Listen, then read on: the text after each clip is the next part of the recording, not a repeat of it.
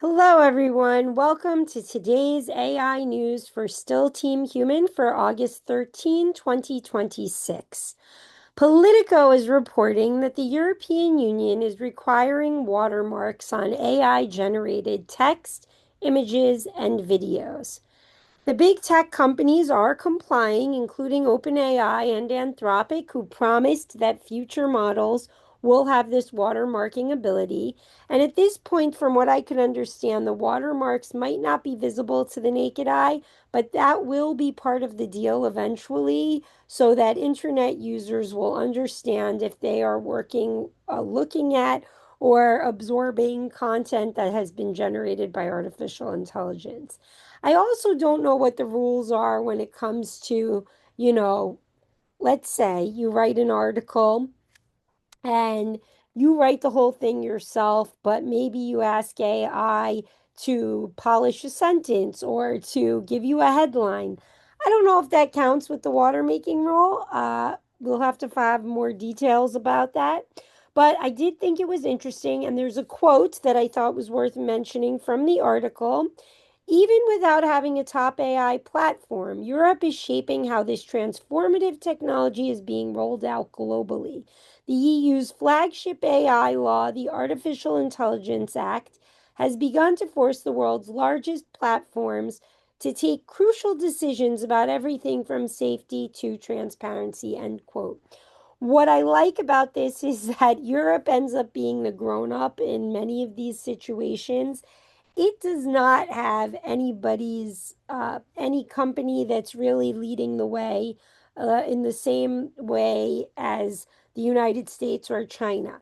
However, the concerns the people have about losing their place, losing their purpose, and jobs being lost to machines is driving some of their legislation.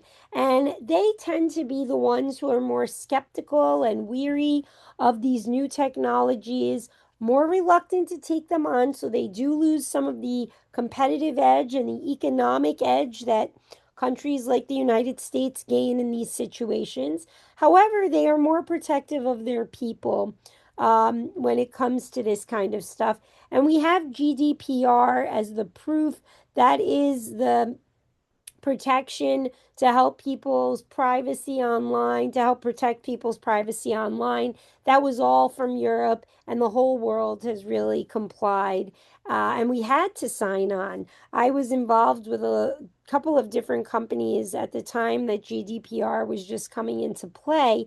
And crucially, if you do not comply with GDPR, your website does not comply, you could be wiped out. The fines are tremendous. So you have to be very careful and follow the rules.